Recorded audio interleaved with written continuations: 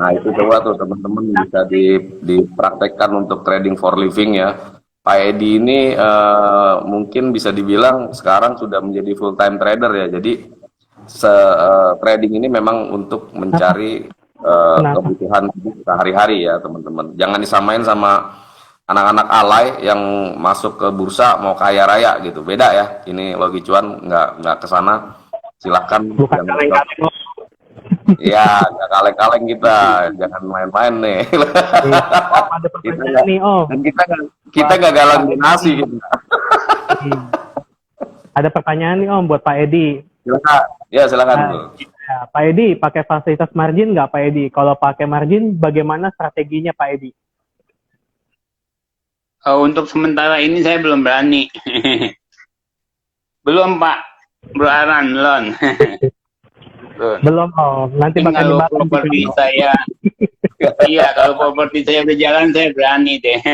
Ya, itu memang Bisa kalau tidur pakai ntar. margin butuh mental dan perhitungan yang tepat ya Pak Edi dan teman-teman ya. Jadi nggak sembarangan kita pakai aja mentang-mentang di situ ada fasilitas uang sekuritas yang bisa kita pakai tapi tanpa pertimbangan yang artinya untung-untungan itu saya tidak merekomendasikan ya teman-teman. Ya silakan teman-teman yang mau bertanya lagi. Ya, teman-teman ada mau pertanyaan, silakan. Oh ini ada nih lah pertanyaan nih. Metode 531-nya dipakai nggak Pak untuk di trading Bapak? Biasanya saya habis HK saya beli di kiri satu. Nah kalau dia turun lagi baru saya kejar. Ya betul. Tetap Berarti saya terpakai kejar. ya Pak? 531-nya terpakai ya Pak? Iya 135 pakai. bukan 531 sorry. 135 kepake ya Satu Pak? satu. Iya. 1135 ya. Belajar dari Bu Fitri Pak. Om. Wah, Ya karena Banyak guru-guru saya di Logi Cuan. Iya. ya betul. Jadi itu teman-teman yang sudah lama di Logi Cuan tahu lah itu 135 seperti apa. Jadi salah satu cara untuk meminimalisir resiko kita dalam trading ya. Jadi nggak main HK aja, nggak tahu pertimbangannya seperti apa, tidak bisa mengantisipasi market seperti apa dan itu konyol buat saya gitu loh. Kalian masuk yang tahu TP1, TP2 sama CL di berapa, tapi nggak tahu apa yang harus dilakukan ketika misalnya saham tersebut ada volume tertentu atau ada apa penurunan di saham tersebut gitu.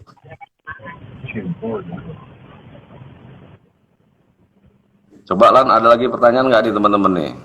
belum Ngomong Pak ada Edi nih, ya. cuman pada salut aja sih, Om. Pak Edi itu bisa trading menggunakan HP loh. Udah menggunakan HP, TP-nya banyak. Kita aja kalah, Om. Betul, betul. Makanya bingung kita ya. Maksudnya ini, jadi teman-teman tuh amazing Pak dengan cara Bapak take profit karena kita kan semua dicatat di bot ya di grup. Jadi semuanya tercatat. Nah, kita tuh bingung. Ini orang pakai HP aja bisa segini cepatnya gimana? Pakai PC gitu loh. Karena Iya, betul, Om. sepengetahuan kami, ketika menggunakan PC itu biasanya lebih cepat dari menggunakan HP. Begitu ya, Bro Alan ya. Betul, Om. Betul. Makanya saya salut banget sama Pak Edi itu bisa banget pakai HP, TP-nya ratusan. Iya, dan konsisten tiap hari loh. Iya, konsisten tiap hari Justru lagi. karena saya pakai HP, ya. Karena saya pakai HP, saya sering nggak ngelapor Om tuh. Maaf Om. Om. Sering keguyur juga sih. Iya. Iya, Ya. Om, nggak apa-apa sih. Kalau masalah itu mah. Biasa itu. Ya, teman-teman yang mau ini, Ya. nah ini nih. Pak Edi pakai HP berarti tidak pantau running trade ya? Tidak, percaya aja sama Om.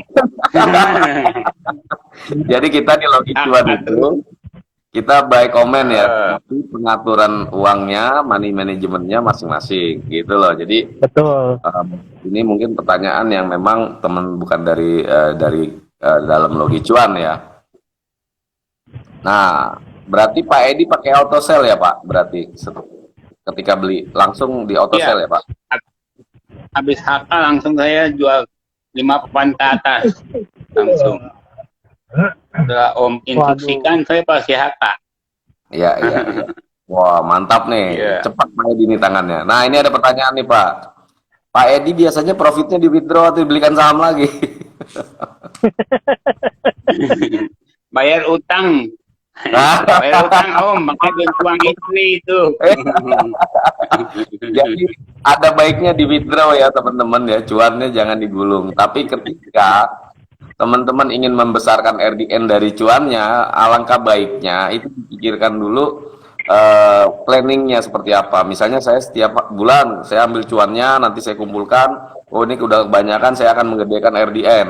Itu ada prosesnya. Kenapa? Karena dengan jumlah RDN tertentu dengan yang sekarang kita miliki itu biasanya secara psikologis agak berbeda dan kita biasanya harus apa namanya kita harus beradaptasi dengan jumlah RDN yang baru tadi. Kalau di Logi Cuan sih biasanya saya menyarankan untuk withdraw dan memindahkan ke rekening biasa. Jadi terus yang merahnya gimana? Ya merah itu kan masih aset kita. Nah, di situ kita harus mempertimbangkan untuk bagaimana exitnya. Itulah diperlukan untuk berpikir ya. Di situ juga berpikir juga agak susah tuh. Jangan macem-macem tuh, jangan main-main. Pak Edi juga berpikir ke sana. Itu juga satu hal yang susah tuh Pak Edi karena jumlahnya kan ratusan.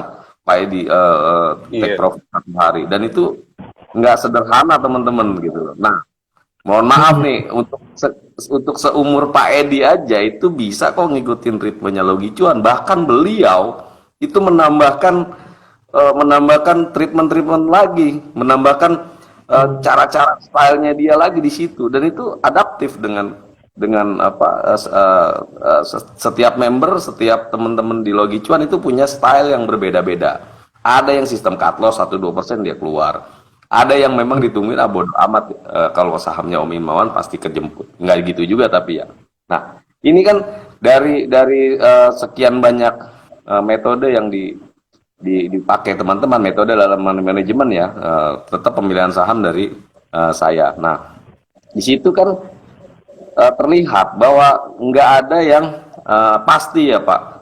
Nggak ada yang bisa di copy paste langsung. Mungkin nggak ya Pak Edi, oke keren nih, tapi belum tentu alat bisa ngikutin Pak, karena mungkin tidak sesuai dengan karakternya gitu loh. Nah Pak Edi sendiri risk profile-nya seperti apa Pak untuk Bapak gitu?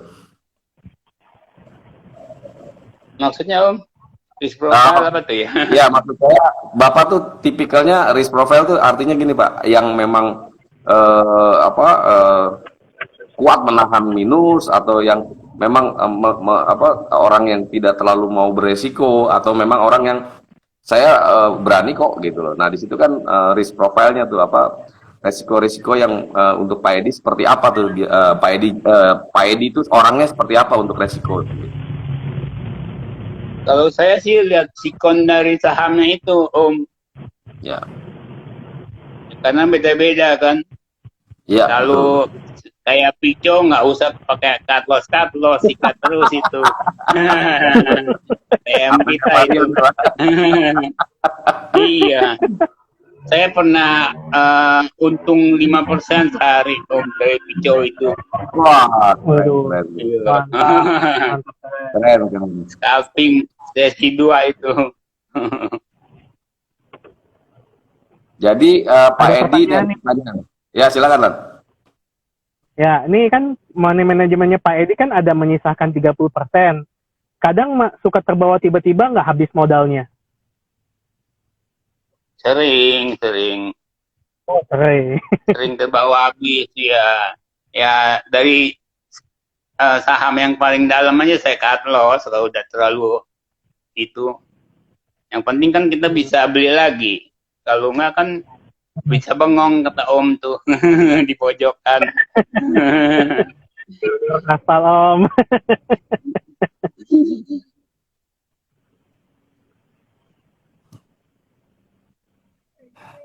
Oke, ada pertanyaan lagi nih Pak Edi.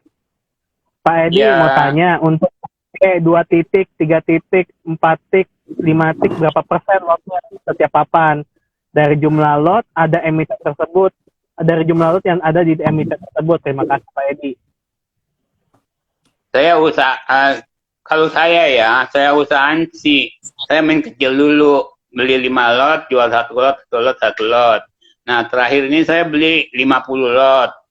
Saya tetap jual 1 lot. Jadi saya Oh, awasin, begitu udah naik 3%, 4%, baru saya boom, gitu. oh, Jadi iya. lumayan. Ngebom Iya, juga lumayan itu. ternyata nih, Pak Edi. Ternyata. Pak Edi bomber juga nih, anak buahnya Pak Bambang kayaknya nih. Ini punya Pak Bambang ternyata. Berarti nggak main-main nih bro Alan, Pak Edi nih, ya nggak? Iya. Soalnya dia berani ngebom loh. Itu yang saya bilang tadi itu apa istilahnya? Sebenarnya Pak Edi risk profile-nya lebih ke moderat ya, apa lebih ke high risk ya sebenarnya ya kalau saya lihat. Karena memang dari Iya. tipikal Pak Edi bisa ngebom itu nggak semua orang berani loh Pak, gitu loh. Setelah yakin Om, kalau udah naik 3 ke atas kan, nah itu bisa di average up itu. Jangan average down aja, Ya. average up jadinya. Iya. Oke, iyalah Pak, benar Pak. Nah itu kan strategi-strategi yang sering saya ajarkan ke teman-teman. Makanya kita 2-3 titik itu titik aman kita. Terserah teman-teman mau keluar atau mau apa didiamkan. Tapi intinya dari 2-3 titik tersebut kita sudah cuan ya Pak. Nah itu disitulah ketika dia Iya, naik ke 4 ke 5 ya silakan. Kenapa enggak ditambah dari jumlah lotnya atau kita sebutnya averaging up gitu ya. Nah, di sini Pak Edi sepertinya lebih ekstrim lagi teman-teman. Beliau mengebom saham tersebut. Jadi cuannya ya tahu sendirilah kalau misalnya dibom seperti itu gitu. Oh, iya. Terus ada Oke, nih ini pertanyaan Om. Izin bertanya Om, berapa sih modal yang dibutuhkan untuk bisa hidup di saham? nah ini menarik nih, ini menarik nih. Ini umum nih. Ini untuk trading for living itu kan kita tidak seperti investor ya, tipikal kita trader, tipikal kita medium dan short investing. Jadi lebih ke ketika cuan jual gitu kan. Oke, ada beberapa saham di Logi Cuan yang untuk swing, kita ada biasanya ada swing itu untuk 1 mingguan, itu ada gitu kan. Nah ini beda lagi. Nah jadi tipikal saham kita ini semua kita mainkan, bahkan investing juga kita mainkan. Nah, cuma emang investing di Logi Cuan itu agak berbeda. Kalau teman-teman main di investing dengan value investing dan lain-lain, kalau kita lebih ke gocapers investing ya. Nah, di situ perbedaannya. Nah, kalau untuk hidup berarti kan kita harus ada yang kita ambil cuan tiap hari. Jadi kita harus cuan setiap harinya. Dengan metode apa? Metode tebar jala. Itu adalah metode terbaik lah untuk trading for living. Nah, berkaca dari situ, berarti kan kayak Pak Edi ini tiap hari take profit teman-teman. Pak Edi itu tiap hari ada yang dicuanin di bursa saham. Walaupun sebagian sahamnya itu ada yang merah. Tapi tiap hari beliau bisa 15 sampai 20 emiten. Tiap hari di tangan Pak Edi tuh untuk take profit per harinya. Sedangkan Logi Cuan sendiri take profit bisa 80 sampai 104 emiten satu hari perdagangan. Nah, di sini ketika teman-teman mempunyai koleksi saham yang cukup banyak, itu ya benefitnya itu. Teman-teman bisa take profit setiap hari ya Pak Edi ya. Bisa 5, bisa 10, bisa 5 emiten. Nah, caranya seperti apa untuk trading for living? Teman-teman hitung sendiri kebutuhan hidupnya. Kebutuhannya berapa 1 bulan? Ya enggak? Tinggal hitung aja. Nah, sekarang misalnya kebutuhan hidupnya 5 juta 1 bulan. Misalnya, berkaca dari Pak Edi, ini Pak Edi dapat take profit 5%, antara 5%-an. Jadi, tapi ini benar Pak Edi. Saya itu mendapat report dari teman-teman di Logi Cuan, itu rata-rata average mereka 5 sampai 20% Pak. Berbeda-beda setiap orang-orang dan berbeda-beda tiap bulannya. Tapi average-nya itu rata-rata 5 sampai 20% per bulan. Jadi tinggal dihitung aja kalau sekitar segitu kebutuhannya cukup nggak gitu. Kebutuhannya segini berarti tinggal di RDN-nya sebesar apa, udah gitu aja. Jadi sederhana kan ngitungnya gitu kan, karena kita memang menerapkan konsep tebar jala gitu. Seperti itu Lan.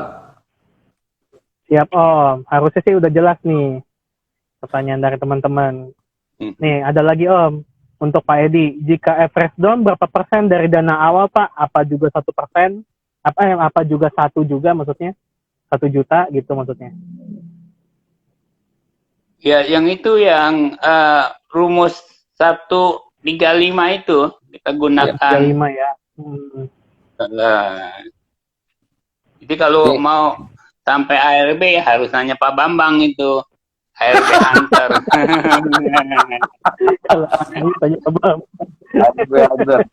Jadi untuk teman-teman yang mungkin untuk teman-teman yang belum di Logi Cuan memang agak susah ya kita menjelaskan. Jadi masuk aja deh di Logi Cuan, Iya. nanti dikasih tahu 135 itu apa gitu. Pak Edi itu menerapkan hal tersebut gitu. Jadi tradingnya cukup aman ya Pak Edi ya.